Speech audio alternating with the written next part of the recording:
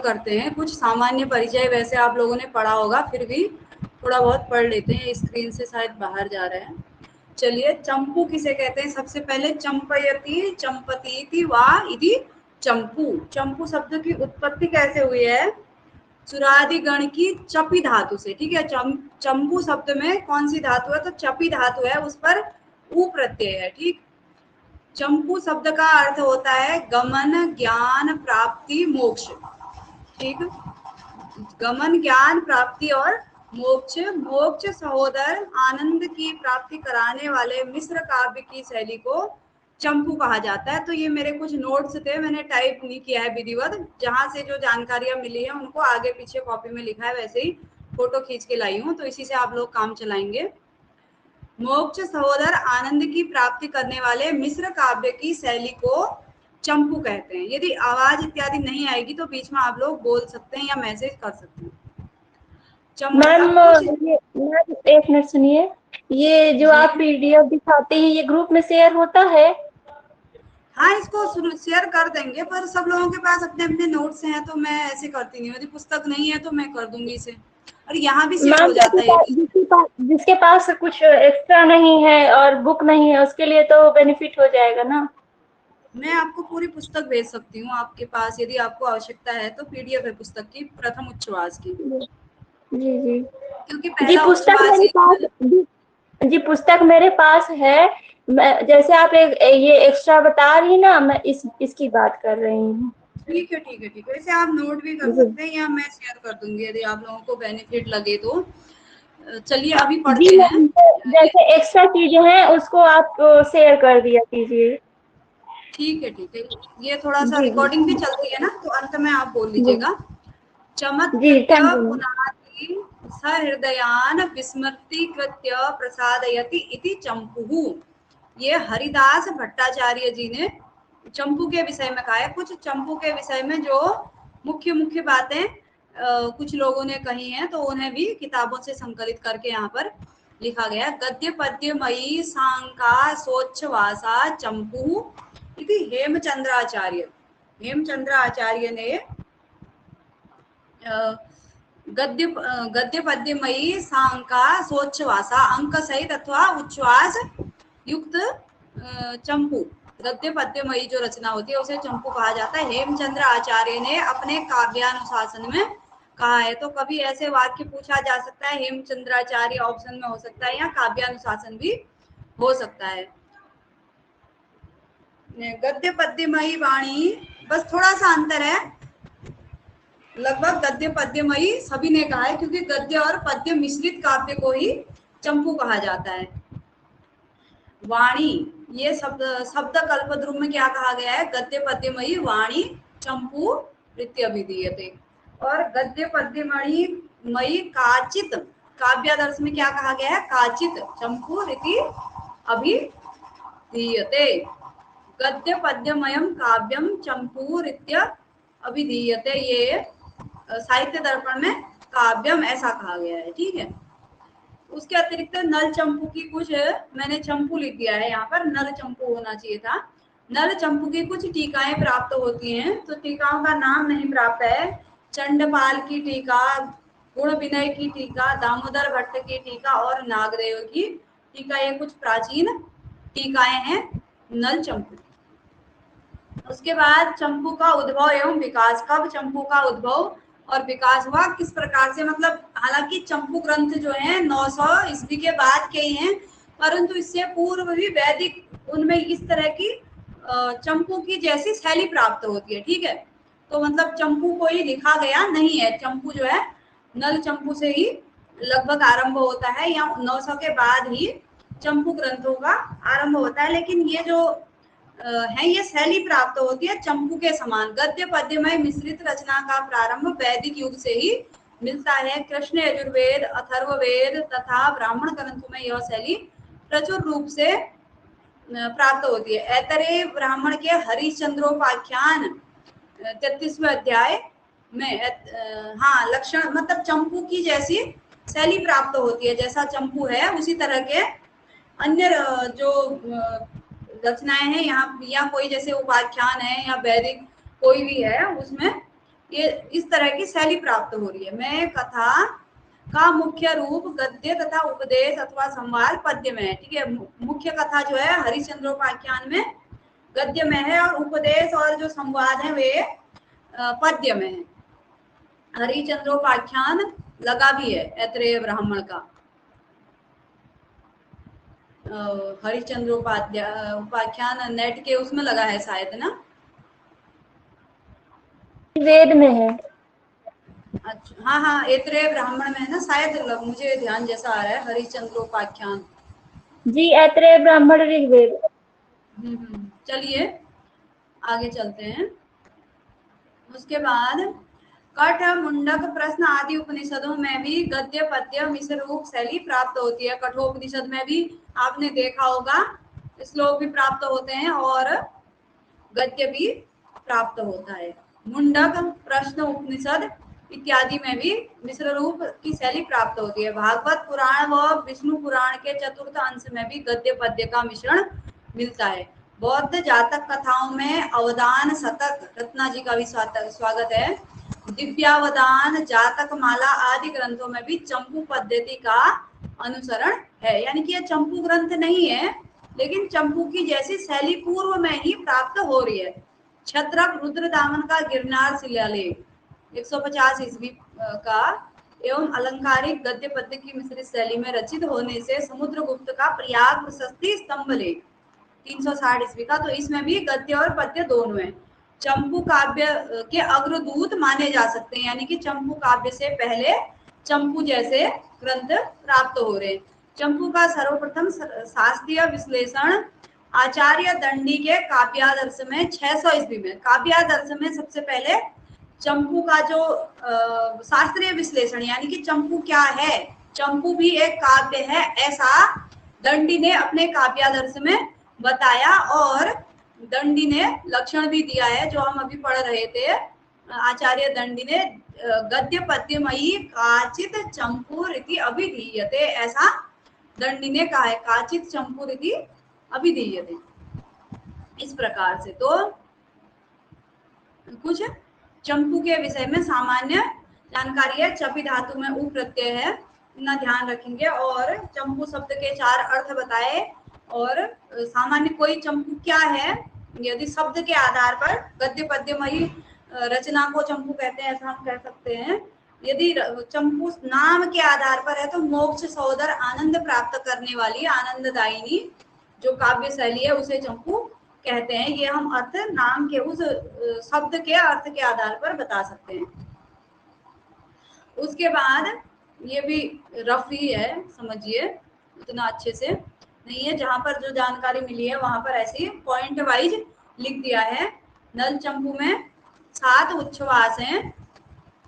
यह त्रिविक्रम भट्ट की रचना है। ठीक है, नल चंपू को हरिचरण सरोजांक काव्य भी कहते हैं, क्योंकि इसके प्रत्येक उच्छ्वास के अंत में, यानी कि 7 उच्छ्वासों के अंत में जो अंतिम श्लोक होगा वहां पर उसमें एक पद का प्रयोग हुआ है, हरिचरण सरोज पद का प्रयोग हुआ है उसमें। जैसे ये पहला जो उच्छ्वास है उसके अंत में हरिचरण सरोज द्वंद्व मुद्रांक मौले ऐसा शब्द लिखा है। ठीक है, इस पद का प्रयोग हुआ है, तो इसे हरिचरण सरोजांक काव्य भी कहते हैं। ये पहले ही हो चुकी है परिभाषा। इसका उपजीव्य ग्रंथ जो है महाभारत का वन पर्व। महाभारत के वन पर्व में 27 अध्यायों में ये कथा वर्णित है, और इसमें से क्या आ रहा है, तो चलिए अपने आप ही पेन चल जा रही है। ये जो महाभारत के वन पर्व में 27 अध्यायों में ये कथा वर्णित है, और ये जो नल चंपू में जो त्रिविक्रम भट्ट जी ने जो कथा ली है वह केवल इसके आरंभिक 4 अध्यायों की कथा इस नल चंपू में वर्णित है। समस्त 27 की कथा नहीं है, 4 अध्यायों की कथा इसमें है। अब त्रिविक्रम भट्ट का परिचय देख लेते हैं। इसमें बताया जाता है कि जो त्रिविक्रम भट्ट थे, इनके पिता एक महान विद्वान पिता हुआ करते थे। तो क्या हुआ, एक बार राजसभा में किसी रचना के लिए या शास्त्रार्थ के लिए इनके पिता को बुलाया गया, तो पिता वहां पर नहीं थे। तो पिता वहां पर नहीं थे तो राजा के सम्मान का सवाल था, क्योंकि ये इंद्र राष्ट्रकूट वंशी इंद्रराज तृतीय के राज्याश्रय में थे। तो फिर क्या हुआ, उनके स्थान पर, पिताजी के स्थान पर इन्हें बुलाया गया और तो इन्होंने सरस्वती माता की आराधना की। तो सरस्वती माँ की आराधना की और सरस्वती माँ ने इन्हें वरदान दिया कि जब तक आपके पिता वापस नहीं आ जाते हैं तब तक मैं आपके जिह्वा में विराजमान रहूंगी। तो सरस्वती माता की कृपा इन पर हो गई और इन्होंने 7 उच्छ्वासों की रचना की। कहा जाता है कि उसके बाद सरस्वती माता जो है वापस चले गई इनसे, तो क्या हुआ, ये नलचंपू अधूरा ही रहा है, इस प्रकार से कहते हैं। इनके पिता का नाम था नेमादित्य या देवादित्य, साफ दिख रहा होगा, नहीं भी दिख रहा होगा तो काम चलाएंगे। इनके दादा या पितामह का नाम था श्रीधर, ठीक है। इनका जन्म स्थान है विदर्भ देश और ये सांडिल्य गोत्रीय ब्राह्मण थे, ठीक है। सांडिल्य इनका गोत्र है। समय 10वीं शताब्दी 915 ईस्वी में ये जो राष्ट्रकूट वंश के इंद्रराज तृतीय हैं, जिनके राज्याश्रय में ये थे, तो इनका राज्याभिषेक हुआ है 915 में। तो इनके बाद ही इनका समय माना जाता है। वैसे भी चंपू ग्रंथों का समय जो है 900 के बाद ही माना जाता है, तो ये लगभग यही 10वीं शताब्दी इनका समय रहा होगा, ठीक है। अन्य चंपू है इनका, एक मदालसा चंपू है, मदालसा चंपू नाम से। तो वो चंपू ग्रंथ इतना प्रसिद्धि प्राप्त नहीं हुई उस चंपू ग्रंथ को। एक अन्य चंपू की भी इन्होंने रचना की। इस जो मदालसा चंपू नामक इनका ग्रंथ है, इसमें राजा कुवलयास्व क्या है, इसके नायक हैं, इस चंपू के, मदालसा चंपू के, और उनकी रानी मदालसा नायिका है। तो ये मदालसा चंपू नाम से भी एक इन्होंने चंपू की रचना की, लेकिन ये उतना प्रसिद्ध नहीं है। उपाधि यमुना त्रिविक्रम, प्रायः छठे में, शायद छठे उच्छ्वास में एक श्लोक प्राप्त होता है। तो वहां पर गंगा और यमुना का उन्होंने विचित्र वर्णन किया है, तो इस कारण उनको सूर्य और चंद्रमा का गंगा और यमुना के तरह मतलब उपमा दी है। तो इस कारण इन्हें यमुना त्रिविक्रम कहा जाता है। नल धीरोदात्त नायक है, जो नल चंपू है, नल और रानी दमयंती नायक नायिका है। तो नल धीरोदात्त नायक हैं। कई पुस्तकों में मैंने देखा, मैंने 2 पुस्तकें देखी अभी तक, 2 पुस्तकों में धीर ललित भी दिया था। तो ध्यान रखेंगे, वैसे नल धीरोदात्त ही नल को माना जाता है। हमारे सिलेबस में केवल उदयन को धीर ललित की कोटि में रखा जाता है, लेकिन कई व्याख्याकारों ने इन्हें भी धीर ललित माना है, ठीक है। नैषधीय चरित के नल को धीरोदात्त माना है, जबकि इसमें कई जगहों पर धीर ललित माना है। तो कई बार अगर प्रश्न आता है उसमें धीरोदात्त नहीं होता है तो धीर ललित भी हो सकता है। 2 पुस्तकें अभी तक मैंने देखी हैं, दोनों में धीर ललित दिया था। नल चंपू का पात्र परिचय, कौन कौन से इसमें पात्र हैं, कुछ मुख्य पात्र लिए हैं, कुछ रह भी गए होंगे, तो एक बार मैं पात्रों की लिस्ट, यदि पुस्तक आप लोगों के पास नहीं है तो भेज दूंगी। प्रतिनायक इसमें इंद्र, वरुण, यम, कुबेर इत्यादि हैं। 4 ये प्रतिनायक होते हैं ना, पंचनली, नल 5 जो है नल के रूप में चले जाते हैं। जब दमयंती के समूह जाते हैं तो फिर पहचान लेती है, इस प्रकार से होता है। तो ये पंचनली का वर्णन है इसमें। इंद्र, वरुण, यम और कुबेर ये प्रतिनायक के रूप में है। नायक नल निषदा के राजा थे। नायिका दमयंती, दमयंती का एक नाम भैमी भी है, भीम की पुत्री होने के कारण भैमी, और इसको प्रथम श्लोक में ही इसको गिरिसुता भी कहा गया है। तो भीम को गिरि भी कहा जाता था, इसलिए गिरिसुता भी इसे कहा गया है, ठीक है। नल के पिता व माता वीरसेन व रूपवती है। दमयंती के पिता भीम ये कुंडिनपुर के राजा थे और माता प्रियंगु मंजरी। दमयंती के नल का मंत्री श्रुतशील, श्रुतशील नामक नल का मंत्री होता है। इसमें कुल 33 पुरुष पात्र हैं, 29 महिला पात्र हैं और एक किन्नर मिथुन, इस प्रकार से कुल 63 पात्र हैं इस ग्रंथ में, ठीक। वीरसेन का मंत्री सालंकायन, नल का सेनापति बाहु, दमयंती की माता प्रियंगु मंजरी। पथिक विदर्भ देश से आता हुआ भगवान कार्तिकेय के दर्शन करके एक विदर्भ देश से एक पथिक आता है, यानी कि नल कहाँ के थे, विदर्भ के थे। और नहीं सॉरी, विदर्भ देश से निषिदा के राजा बनते हैं नल। विदर्भ देश से भगवान कार्तिकेय का दर्शन करके एक पथिक आता है। दमनक मुनि भीम और प्रियंगु मंजरी को आशीर्वाद देते हैं कि पुत्री की प्राप्ति का आशीर्वाद देते हैं, और वे पयोष्णी नदी में तपस्या करते हैं। पयोष्णी नामक नदी का वर्णन प्राप्त होता है। दमनक मुनि जो है पयोष्णी नदी में तपस्या करते हैं। नल के सेवक प्रवर्तक, मैंने एक साथ ही लिख दिए हैं जो जो नल के सेवक थे। प्रवर्तक, प्रतिहार, प्रस्ताव पाठक, मृगया पालक, वैतालिक इत्यादि क्या है, नल के सेवक है। प्रियंवदिका दमयंती की सखी होती है। भद्रभूति एक द्वारिक यानी कि द्वारपाल होता है। सोम शर्मा यहाँ ब्राह्मण होता है। विहंगु मंजरी एक किन्नरी होती है। हंसी और हंस, हंस हंसी भी दो पात्र हैं। सुंदरक एक किन्नर है। सुंदरक और विहंगु मंजरी दो क्या है, किन्नर किन्नरियां हैं। एक ब्रह्मर्षि नामक पात्र होते हैं, ब्रह्मर्षि। और पुष्कराक्ष दमयंती का दूत, अवसर पाठक क्या है, सेवक है। ठीक है, तो इस प्रकार से इतने पात्रों का यहाँ पर वर्णन मिलता है। कुल 63 पात्र हैं इसमें। ठीक है, नल चंपू का सामान्य परिचय ये सब बता दिया है। इसका अपर नाम दमयंती चंपू भी है। ठीक है, अलंकार इसमें सबंग श्लेष अलंकार है, श्रृंगार रस है इसमें। ठीक, उसके बाद मंगलाचरण को प्रथम श्लोक के रूप में पढ़ेंगे। 3 प्रकार के मंगलाचरण होते हैं, नमस्कारात्मक, आशीर्वादात्मक और वस्तु निर्देशात्मक मंगलाचरण। ठीक है, किसी भी ग्रंथ के को निर्विघ्न समाप्त करने के लिए मंगलाचरण कवि के द्वारा किया जाता है। तो उसी क्रम में जो त्रिविक्रम भट्ट हैं उन्होंने भी शिव और पार्वती, भगवान शंकर की जय हो, या भगवान शंकर को जय शब्द से नमस्कार की प्रतीति होती है, बोध होता है।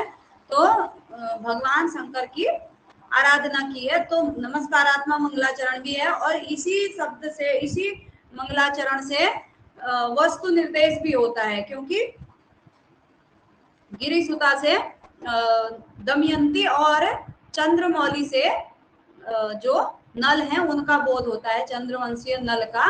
तो इस प्रकार से ये वस्तु निर्देशात्मक मंगलाचरण भी हो गया। इसमें सबंग श्लेष है और पहले श्लोक में मालिनी छंद है। ठीक है, अभी बताएंगे इसका लक्षण भी। शीतल चौधरी जी स्वागत है। कुछ प्रमुख पंक्तियां भी हैं, लिखी हैं, आप लोग अगर चाहें तो अभी नोट कर सकते हैं, अन्यथा हम पढ़ेंगे फिर अर्थ सहित अंतिम दिन इनको फिर से रिवाइज करेंगे तो ज्यादा अच्छे से याद रहेगा। अगाधांध परिस्पन्नम विबुधानंद मंदिरम, ये तीसरे श्लोक में ही ये मंगलाचरण के रूप में जो तृतीय श्लोक है उसमें ही ये पंक्ति प्राप्त होती है। काचो अपि उच्चैर मणीयते, पहले अंक का यानी कि पहले उच्छ्वास का 8वां श्लोक है, उसमें है ये सूक्ति। करोति कस्य नाहलादम कथा कांतेव भारती, पहले उच्छ्वास में 13वें नंबर पर ये पंक्ति प्राप्त होती है। सर्वसहा सूरयः, नैको रसः कवि कवे वेत्ति विश्वम्भरा भारम गिरिणाम गिरिमाश्रयम्, महनीयाः महानुभावा भवन्ति, सौख्यस्य आयतनं भवन्ति रसिकाः कंदर्प शस्त्रं स्त्रियः, युवजनोन्मादिनी यौनश्री, ते धन्या न्यपतन्ति येषां कंदर्प सदसे दृशः, कान्ते उन्नत चेतसोपि कुरुते नामनेव निम्नम मनः। अगाधांध ये ऊपर लिख दिया है। तो इस प्रकार से कुछ शॉर्टकट में आप लोग एक संक्षिप्त परिचय के तौर पर नोट कर सकते हैं। हम इसे पूरा पहला उच्छ्वास पढ़ने वाले हैं, उसके बाद जब हमारा समाप्त हो जाएगा उसके बाद फिर हम दोबारा से प्रमुख सूक्तियों को नोट करके उनका अर्थ सहित फिर से पढ़ेंगे अंतिम दिन। ठीक है, इसके बाद आरंभ करते हैं। यदि परिचय के विषय में, परिचयात्मक भाग के विषय में आप लोगों को कुछ पूछना हो तो पूछ सकते हैं, अन्यथा पहला श्लोक जो है मंगलाचरण के रूप में हम इसको आरंभ करने का प्रयास करते हैं। ठीक है, कुछ पूछना हो तो परिचय के विषय में पूछ सकते हैं, या कोई बिंदु आपको पता हो, नोट नहीं किया गया हो यहाँ पर, तो वो भी बता सकते हैं। ठीक है,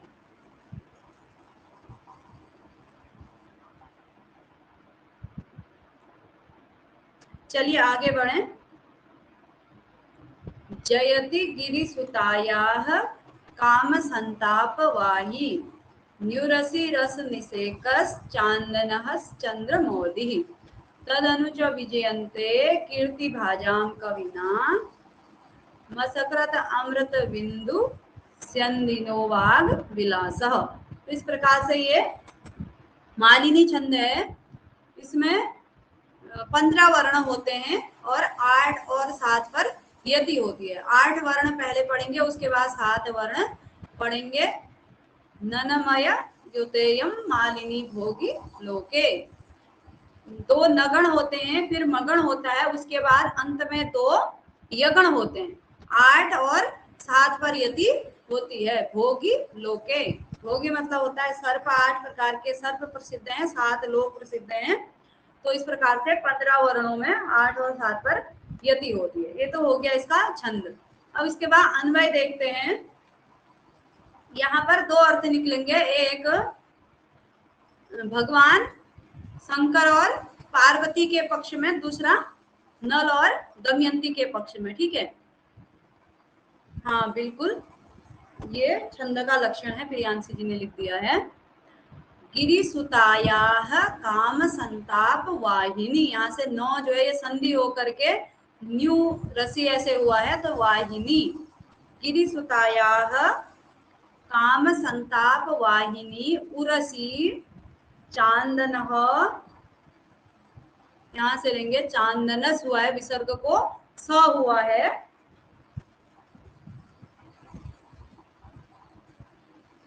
चांदनः रस निषेकः चंद्रमौली।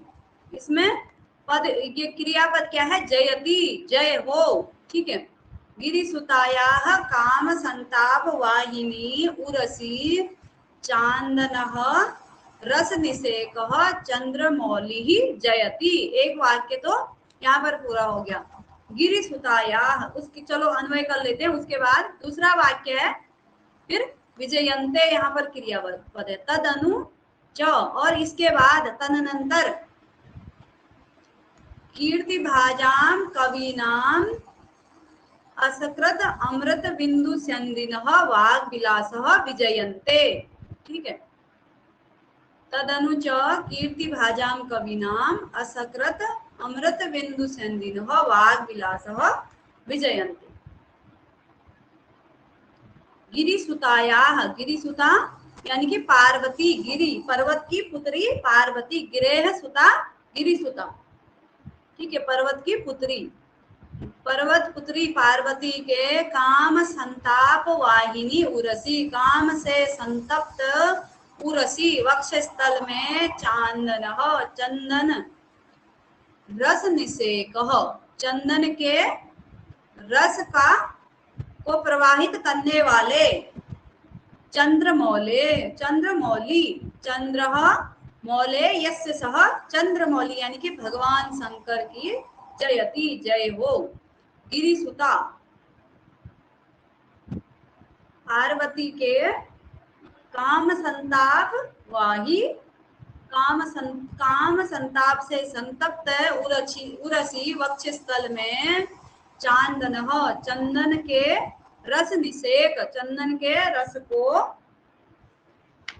प्रवाहित, चंदन के रस के समान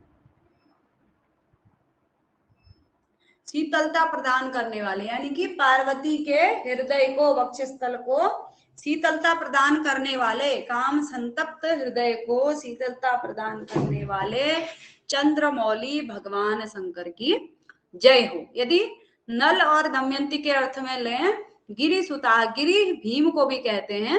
एक सूत्र है गिरी भी नृपे गिरी भीम नृपे सूत्रे स्वभावे पर्वते जले इति उक्ति। इस सूत्र से इस भीम को क्या बोलते हैं, गिरी भी बोलते हैं। तो गिरी की सुता कौन हो गई, दमयंती, भीम की पुत्री दमयंती।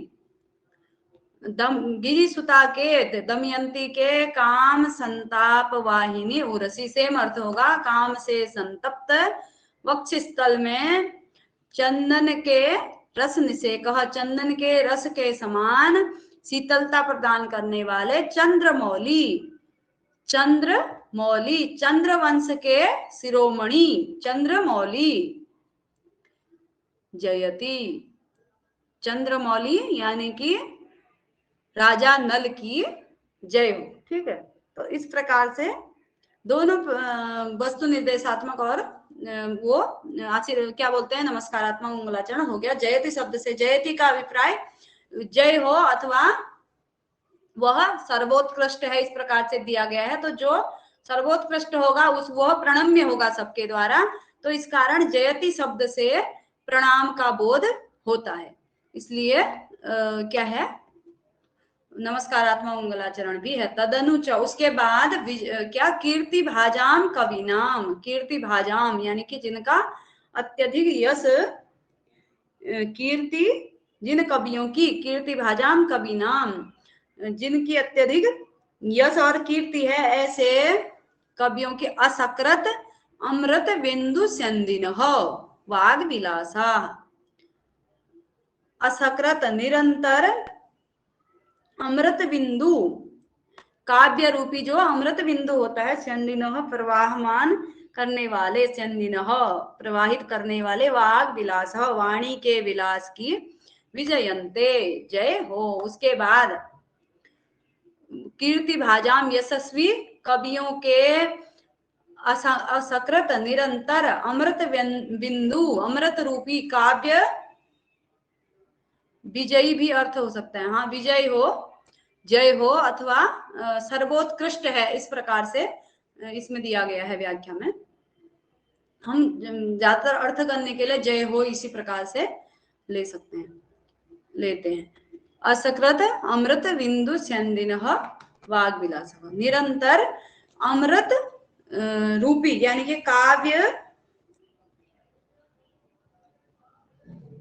जो काव्य रचना रूपी अमृत निरंतर प्रवाहमान करने वाले वाग विलास, वाणी के विलास की जय हो। वाणी के विलास का, वाणी का विलास जो है क्या है, उत्कृष्ट है, तो सर्वोत्कृष्ट जो होता है वह प्रणम्य होता है, तो वाग विलास यानी कि वाणी के विलास को भी क्या है, प्रणाम है। तो इस प्रकार से गिरिसुता, पार्वती और दमयंती और चंद्रमौली भगवान शंकर और राजा नल, ठीक है, चंद्रवंश के शिरोमणि चंद्रमौली। उसके बाद अगला श्लोक लेंगे। उसके बाद मधु सहाय, कामदेव की जय की गई है। जयति मधु सहाय सर्व संसार वल्ली जनन जरठ कंदः कोपि कंदर्प देवः तदनु पुनरपांगोत्संग संचारितानां, तदनु पुनरपांगो संग संचारितानां, तदनु पुनरपांगोत संग संचारितानां, इस प्रकार से पढ़ा जाएगा। जयति तरुणयो सिल्लोचनानां विलासः। तो उसके बाद मधु सहायः सर्व संसार वल्ली जनन जरठ कंदः कह अपि कंदर्प देवः जयति। इसमें भी दो है, जयति क्रियापद है पहले वाक्य में और दूसरे में फिर से जयति है, तो इससे दूसरा वाक्य बनेगा। मधु सहायः सर्व संसार वल्ली जनन जरठ कंदः को कह अपि कंदर्प देवः जयति। दूसरे में कंदर्प देव, कामदेव का की जय हो, कामदेव के लिए को नमस्कार किया गया है। मधु सहाय, मधु यानी कि वसंत, मधु का अभिप्राय होता है वसंत जिसका सहायक है, ऐसा सर्व संसार वल्ली जनन जरठ कंदः, सर्व संसार, समस्त संसार रूपी वल्ली, वल्ली मतलब होता है लता, समस्त संसार रूपी लता के जनन को उत्पन्न करने वाले जरठ कंदः, कठोर कंद, जो एक कंद किसी फल का, जो जैसे आलू का जो भाग होता है उसे कंद कह सकते हैं, या अदरक इत्यादि जो जमीन के अंदर उगने वाला होता है कंद बोलते हैं उसको। तो वही सर्व समस्त संसार रूपी लता के उत्पन्न करने वाले कठोर कंद रूपी कह अपि कंदर्व देव जयति।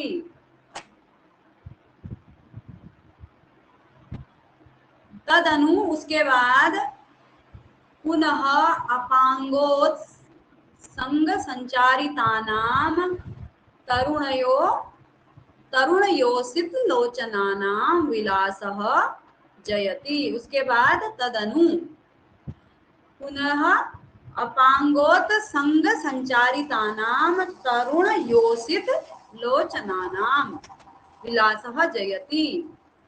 उसके बाद किसकी जय हो? अपांगोत संग संचारिता नाम, यानी अपांग मतलब बोलते हैं नयन प्रदेश, नेत्र प्रदेश से, संग संचारिता नाम नयन प्रदेश से संचालित होने वाले तरुण योषित लोचना नाम विलासः, तरुण योषित यानी कि जो तरुणी स्त्रियां हैं उनके लोचनों का विलास, उनके नेत्रों के विलास की जय हो। विलास मतलब भाव विलास, रूभंग इत्यादि जो भी कटाक्ष इत्यादि होता है उसकी जय हो। ठीक है, सबसे पहले मधु सहाय यानी कि जो वसंत जिसका सहायक है, ऐसे कंदर्प देव जो समस्त संसार रूपी लता के जन्म के लिए, लता को उत्पन्न करने के लिए कठोर कंद, जैसे ठीक है कठोर जनन जरठ कंदः मधु सहाय। ठीक है, ये जनन जरठ कंदः मधु सहाय कंदर्प देव जयति। समस्त संसार को उत्पन्न करने वाले कठोर कंद के समान वसंत, मधु सहाय वसंत रूपी मित्र वाले कौन है? कह अपि, कह का अभिप्राय है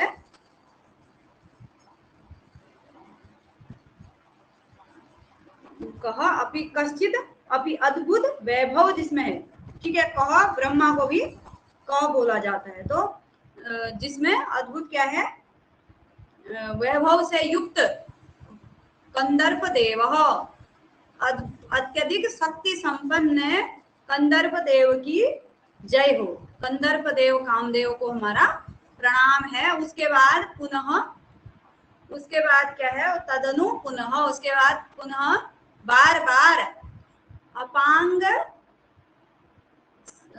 अपांगोत संग संचारिता नाम, पुनः अपांगोत यानी कि नेत्र, नयन प्रदेश से, नेत्र प्रांत से संचालित होने वाले तरुण योषित लोचना नाम, तरुणी युवतियों के लोचनों के विलास की जय हो। यानी कि जो तरुण युवतियों के जो भाव विलास है नेत्रों के, उनकी जय हो। ठीक है, नेत्र कटाक्ष इत्यादि जो है उनकी जय हो। तो इस प्रकार से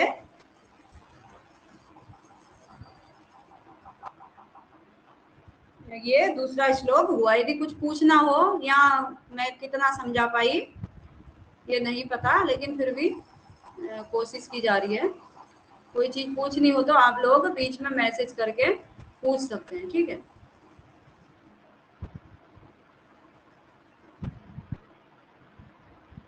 उसके बाद वाणी के विषय में, ठीक है। पहले श्लोक में भगवान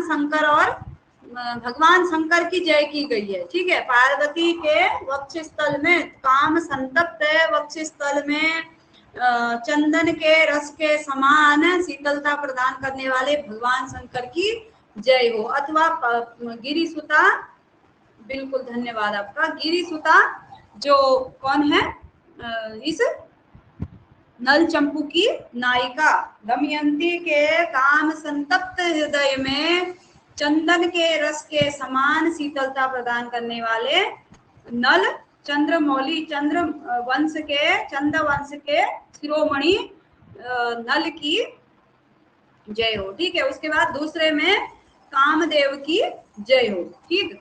तीसरा है वाणी के लिए कहा गया है, ठीक है।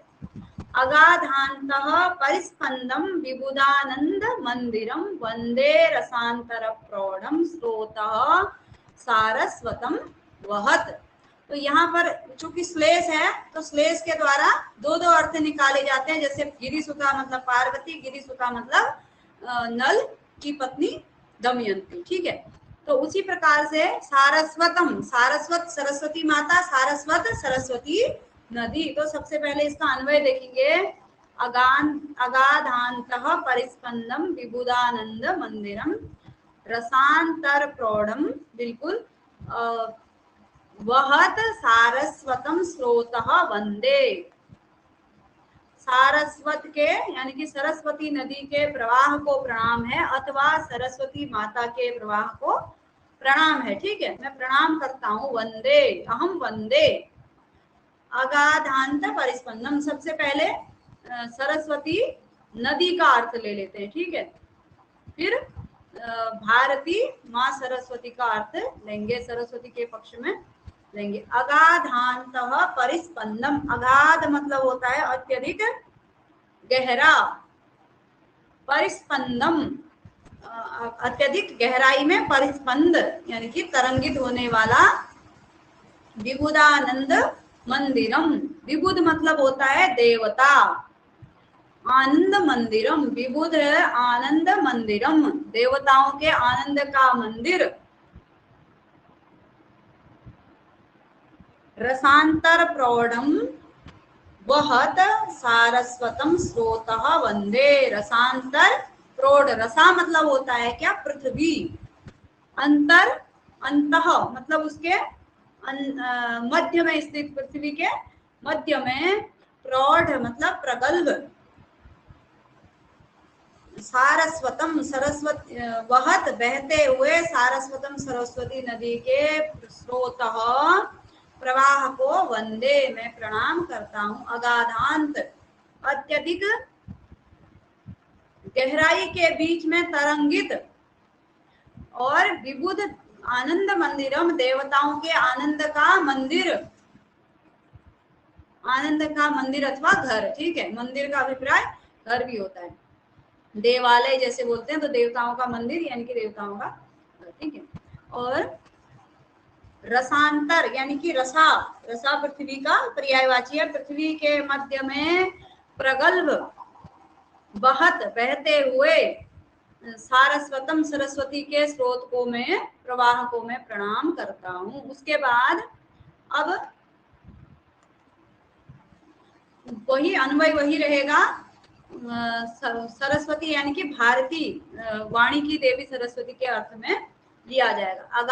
अगाधांतः परिस्पंदम विबुधान, अर्थात सरस्वती नदी, हाँ, प्रवाहित होना बताया गया। बिल्कुल, सरस्वती नदी जो है एक बहुत ही पवित्र नदी माना जाता है, और बाहर सरस्वती नदी लुप्त अवस्था में है अभी ना, तो रसा के अंतर में बहती है वो।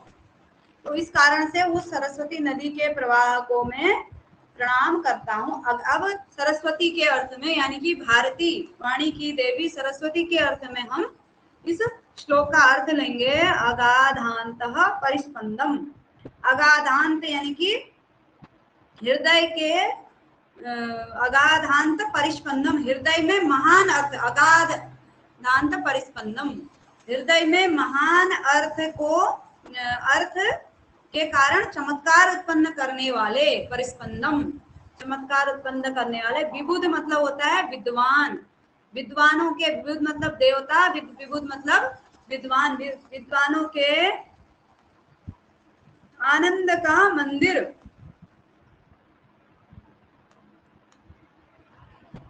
उसके विद्वानों के आनंद का मंदिर। रसांतर प्रौढ़म, रसांतर यानी कि विभिन्न प्रकार के श्रृंगार आदि विभिन्न प्रकार के रसों से युक्त, प्रौढ़ मतलब प्रगल्भ, प्रौढ़ मतलब समृद्ध, ठीक है। विभिन्न प्रकार के, अब जो सरस्वती का जो प्रवाह है, जो माँ जो सरस्वती नदी का प्रवाह है वह कैसा है, रसांतर पृथ्वी के अंदर प्रवाहित है। और जो माँ सरस्वती यानी कि शारदा, वाणी की देवी सरस्वती का जो प्रवाह है वह कैसा है, रसांतर यानी कि श्रृंगार आदि विभिन्न रसों में, रसों से युक्त है। रसांतर प्रौढ़म, प्रौढ़ मतलब समृद्ध भी होता है, रसों के की प्रौढ़ता से युक्त है, यानी कि अत्यधिक प्रौढ़ उसमें रस हैं, ठीक है। स्क्रीन थोड़ा और जूम हो जाता तो, यहाँ से नहीं हो पाएगा श्वेता जी, शायद आप पहली बार पढ़, हाँ हो तो रहा है। चलिए आपके फोन से भी हो जाता है वैसे, ये देखिए हो रहा है। चलिए फिर मुझे मैसेज नहीं दिखते हैं ना, इसलिए आपके फोन से भी हो जाएगा। तो रसांतर यानी कि श्रृंगार आदि रसों से समृद्ध सारस बहुत प्रवाहमान सारस्वतम माँ सरस्वती भारती का स्रोत प्रवाह, माँ भारती के प्रवाह को मैं प्रणाम करता हूँ, वंदे प्रणाम करता हूँ। तो यहाँ पर रसांतर का अभिप्राय श्रृंगार आदि रसों से समृद्ध, रसांतर रसा मतलब पृथ्वी, और पृथ्वी के अंतर बीच में प्रगल्भ रूप से बहुत प्रवाहित सरस्वती के स्रोत को, सरस्वती नदी के प्रवाह को, स्रोत मतलब प्रवाह ही होगा दोनों जगहों पर अर्थ। तो विबुध विद्वान और विबुध देवता, ठीक है, दोनों में अर्थ थोड़ा सा इनके अलग अलग हो जाएंगे। और अगाधांत परिस्पंदम अथा गहराई में, और क्या हृदय के हृदय में महान अर्थ को प्रकट करना, एक अर्थ हो जाएगा सरस्वती के अर्थ में, और दूसरा हो जाएगा अथाह गहराई में तरंगित होने वाले।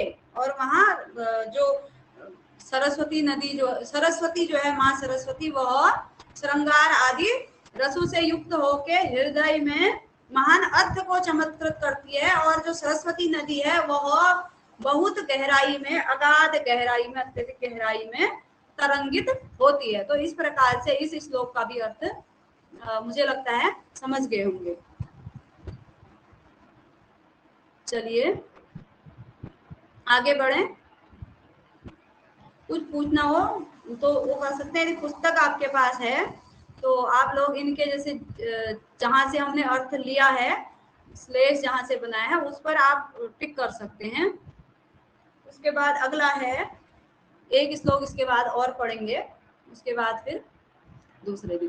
प्रसन्नाः कान्तिहारण्यो नाना श्लेष विचक्षणा भवन्ति कस्यचित् पुण्यै मुखे वाचो गृहे स्त्रियः। अब यहाँ पर वाणी और स्त्री दोनों के अर्थ में है, ठीक है। प्रसन्नाः कान्तिहारिण्यः नाना श्लेष विचक्षणाः कस्यचित् पुण्यै, ये भवन्ति जो है क्रियापद है तो अंत में आएगा, कस्यचित् पुण्ये पुण्यै मुखे वाचः गृहे स्त्रियः भवन्ति। प्रसन्नाः, पहले वाणी के पक्ष में देख लेते हैं, वाचो वाचः, वाणी के पक्ष में अर्थ देखेंगे। प्रसन्नाः कान्तिहारण्यो नाना श्लेष विचक्षणा कस्यचित् पुण्यै मुखे वाचः भवन्ति, ठीक है। गृहे स्त्रियों को छोड़ देंगे, वो स्त्री के अर्थ में। प्रसन्ना का अभिप्राय है प्रसाद आदि गुणों से युक्त, प्रसाद गुण से संपन्न। कांतिहारिण्य, कांति के कारण मनोहर, और नाना श्लेष विचक्षणा, विभिन्न श्लेषों को प्रकट करने वाली, कस्यचित किसी के पुण्य पुण्य के द्वारा मुखे मुख में वाचः भवन्ति वाणी होती है। ठीक है, किसी पुण्यवान के ही मुख में वाणी होती है। कैसी वाणी? वाचः के विशेषण हो जाएंगे प्रसन्ना कांति हारिण्य नाना श्लेष विचक्षणा वाचः कस्यचित पुण्य मुखे वाचः भवन्ति। तो प्रसाद आदि गुणों से युक्त और मनोहर मनोहर कांति गुण के कारण मनोहर या कांति हारिण्य मन को हर लेने वाली ऐसी वाणी और नाना श्लेष विचक्षणा, विभिन्न प्रकार के श्लेषों को उत्पन्न करने वाली वाणी जो है, कस्यचित पुण्य, किसी के क्या है, किसी अलौकिक पुण्य, कस्यचित पुण्य, किसी पुण्य के द्वारा मुखे मुख में भवंती निवास करती हैं या आती हैं। ठीक है, उसके बाद स्त्री गृहे स्त्रियः प्रसन्नाः कांतिहारिण्यः नाना श्लेष विचक्षणा कस्यचित पुण्यै गृहे स्त्रियः भवन्ति। किसी के घर में ही, किसी महान पुण्य के कारण ही घर में ऐसी स्त्रियां होती हैं। कैसी होती हैं?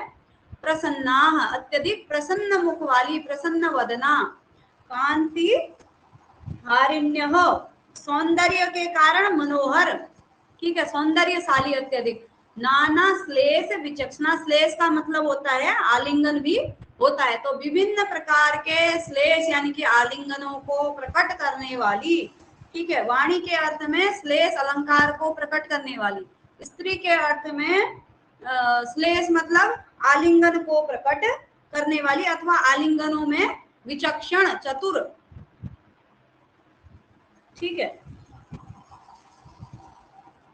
कस्यचित पुण्य, किसी पुण्य के द्वारा ही गृहे घर में स्त्रियः भवन्ति, घर में जो है स्त्रियां किसी पुण्य के कारण ही ऐसी स्त्रियां आती है। तो यहाँ पर वाणी के पक्ष में एक अर्थ हो जाएगा और दूसरा स्त्री के पक्ष में हो जाएगा। ठीक है, किसी पुण्य के द्वारा ही ऐसी ऐसी वाणियां आती हैं, प्रसाद गुण से युक्त, मनोहर और विभिन्न प्रकार के श्लेषों को प्रकट करने वाली वाणी जो है किसी पुण्य के कारण ही मुख में आती है। मुखे भवंती गृहे भवंती, और जो स्त्रियां हैं वह भी प्रसन्न मुख वाली, कांति हारिण्य, मनोहर और विभिन्न प्रकार के आलिंगन, श्लेष मतलब आलिंगन भी होता है, श्लेष चिपकना इस प्रकार का अर्थ होता है। तो आलिंगन विचक्षणा, आलिंगन में चतुर या निपुण, किसी पुण्य के द्वारा ही घर में स्त्रियां ऐसी होती हैं। तो इस प्रकार से इस श्लोक का भी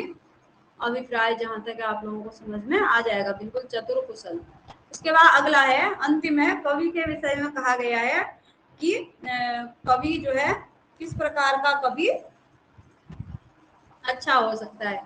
किम कवेह तेन काव्येन किम कांडेन धनुष्मतः परस्य हृदये लग्नम न पूर्णयति यत् शिरः हो गया है। ठीक है, तो को चौ हुआ है। किम कवेह तेन काव्येन, कवेह तेन काव्येन किम, कवेह तेन काव्येन किम, धनुष्मतः कांडेन किम, तेन कांडेन किम, यत् परस्य हृदये लग्नम शिरः न पूर्णयति, शिरः न पूर्णयति। कवेह तेन काव्येन किम, यानी कि कवि के उस काव्य से क्या प्रयोजन, क्या लाभ। ठीक है, एक बाण के पक्ष में होगा पूर्णयति यत् शिरः, दोनों के उसमें अन्वय लेकर के दोनों अर्थ निकाले जाएंगे। कवेह तेन काव्येन, ये लाइन जो है दोनों के लिए है। कवेह तेन काव्येन किम, कवि के उस काव्य से क्या प्रयोजन है, यत जो परस्य दूसरे के, हृदय में लग्नम लग करके, शिरः न घूर्णयति, उसके सिर को चकरा नहीं देता है, यानी कि उसको प्रभावित नहीं करता है। कवि के उस काव्य से, तेन काव्येन, यहाँ पर तेन कवे है, कवि के, तेन काव्येन तृतीया है, उस काव्य के द्वारा, काव्य से क्या प्रयोजन है, क्या लाभ है, किम, यत, जो, परस्य, दूसरे के, यानी कि जो सहृदय है उसके हृदय में, हृदय लग्नम, हृदय में लग करके, सिरह न घूर्णयति, उसके सिर को चकरा नहीं देता। अभिप्राय ये होगा कि कवि का जो वो काव्य होता है दूसरे को प्रभावित नहीं कर देता। यदि वह उस काव्य क्या क्या प्रयोजन है, जो परस्य का अभिप्राय यहाँ पर सहृदय होगा, सहृदय के हृदय में लग करके सहृदय के हृदय को प्रभावित नहीं करता है। और दूसरा, किम कांडेन धनुष्मतः, कांडेन किम धनुष्मतः, तेन कांडेन किम, धनुष्मत मतलब जो धनुष को धारण करने वाला है, धनुष्मान, धनुष को धारण करने वाला व्यक्ति, उसके कांडेन मतलब होता है बाण, उस बाण से क्या प्रयोजन है, जो यत परस्य, परस्य का अभिप्राय यहाँ पर शत्रु से लिया जाएगा, ठीक है, जो शत्रु के हृदय लग्नम, हृदय में लग करके, सिर न घूर्णयति, सिर को चकरा नहीं देता है, अर्थात उसको गिरा नहीं देता है। तो ऐसा इस बाण का क्या प्रयोजन है, जो शत्रु के हृदय में लग करके शत्रु को गिरा नहीं देता है, ठीक है। तो यहाँ पर के दो अर्थ होंगे, एक बार परस्य, सहृदय अथवा श्रोता जो काव्य को सुनता है, और दूसरा शत्रु। तो बाण का अभिप्राय क्या है, जो शत्रु के हृदय में लग करके उसके सिर को नहीं घुमा देता है, अर्थात उसको चकरा करके गिरा नहीं देता है। और उस काव्य से क्या अभिप्राय है, कवि के उस काव्य से क्या अभिप्राय है, जो परस्य, श्रोता अथवा सहृदय के हृदय में लग करके उसको प्रभावित नहीं कर देता है। तो इस प्रकार से आज हमने 5 श्लोक देखे सामान्य परिचय के साथ, ठीक है। अगले फिर आगे पढ़ते रहेंगे प्रतिदिन, और पूरा नलचंपू गद्य पद्य सहित समस्त पढ़ने का प्रयास करेंगे। हाँ, मूर्छित व आश्चर्यचकित, सिरह घूर्णयति से होगा एक मूर्छित और दूसरा आश्चर्यचकित, ठीक है। बहुत बहुत धन्यवाद आपका।